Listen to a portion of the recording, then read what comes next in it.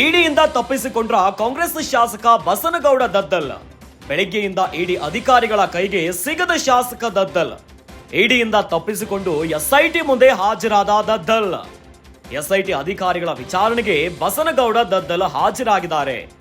SIT notice ನೀಡಿದ ಹಿನ್ನೆಲೆಯಲ್ಲಿ CID ಕಚೇರಿಗೆ ಆಗಮಿಸಿದ್ದಾರೆ. ಬಂಧನದ ಭೀತಿ ನಾಪತ್ತೆಯಾಗಿದ್ದಾರೆ ಅಂತ ಸುದ್ದಿ ಕೂಡ ಹರಡಿತ್ತು. ಬೆಳಿಗ್ಗೆಯಿಂದ ಯಾರ ಸಂಪರ್ಕಕ್ಕೂ ಕೂಡ ಸಿಗಲಿಲ್ಲ ಶಾಸಕ ದದ್ದಲ್.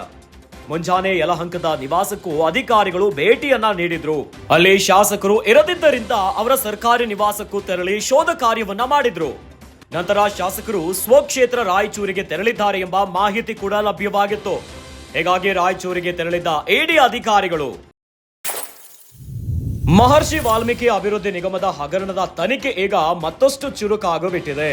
ಇನ್ನು ಇಡಿಯಿಂದ ತಪ್ಪಿಸಿಕೊಂಡ್ರ ಕಾಂಗ್ರೆಸ್ ಶಾಸಕ ಬಸನಗೌಡ ದದ್ದಲ್ ಎನ್ನುವಂತ ಪ್ರಶ್ನೆ ಶುರುವಾಗುಬಿಟ್ಟಿದೆ. ಬೆಳಿಗ್ಗೆಯಿಂದ ಇಡಿ ಅಧಿಕಾರಿಗಳ ಕೈಗೆ ಸಿಗಲಿಲ್ಲವಂತೆ ಬಸನಗೌಡ ದದ್ದಲ್. ಎಸ್ಐಟಿ ಅಧಿಕಾರಿಗಳ ವಿಚಾರಣೆಗೆ ಬಸನಗೌಡ ದದ್ದಲ್ ಹಾಜರಾಗಿಬಿಟ್ಟಿದ್ದಾರೆ. ಒಂದು ಕಡೆಯಲ್ಲಿ ಇಡಿ ಅಧಿಕಾರಿಗಳು ಶೋಧ ಕಾರ್ಯವನ್ನ ಮಾಡ್ತಾ ಇದ್ರೆ ಅವರ ಕೈಗೆ ಸಿಗಲಿಲ್ಲ ದದ್ದಲ್. ಆದ್ರೆ ಎಸ್ಐಟಿ ನೋಟಿಸ್ ನೀಡಿದ ಹಿನ್ನೆಲೆಯಲ್ಲಿ ಸಿಐಡಿ ಕಚೇರಿಗೆ ಆಗಮಿಸಿಬಿಟ್ಟಿದ್ದಾರೆ. ಬಂಧನದ ಭೀತಿ ನಾಪತ್ತೆ ಆಗಿದ್ದಾರೆ ಎನ್ನುವಂತ ಸುದ್ದಿ ಕೂಡ ಹರಿದಾಡ್ತಾ ಇತ್ತು.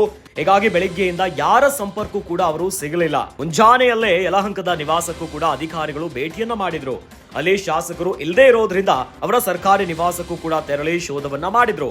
ನಂತರ ಶಾಸಕರು ತಮ್ಮ ಸ್ವಕ್ಷೇತ್ರ ರಾಯಚೂರಿಗೆ ತೆರಳಿದ್ದಾರೆ ಎಂಬ ಮಾಹಿತಿಯ ಮೇರೆಗೆ ಕೂಡ ಹೀಗಾಗಿ ರಾಯಚೂರಿಗೆ ಕೂಡ ತೆರಳಿ ಅಧಿಕಾರಿಗಳು ಹುಡುಕಾಟವನ್ನ ಮಾಡಿದ್ರು. ಆದ್ರೆ ಎಸ್ಐಟಿ ನೋಟಿಸ್ ನೀಡಿದ ಹಿನ್ನೆಲೆಯಲ್ಲಿ ಸಿಐಡಿ ಕಚೇರಿಗೆ ಆಗಮಿಸಿದ್ದಾರೆ. ಬಹುಕೋಟಿ ಹಗರಣ ಪ್ರಕರಣದಲ್ಲಿ ಈಗ ತನಿಖೆ ಮತ್ತಷ್ಟು ಚುರುಕಾಗ್ತಾ ಇದೆ.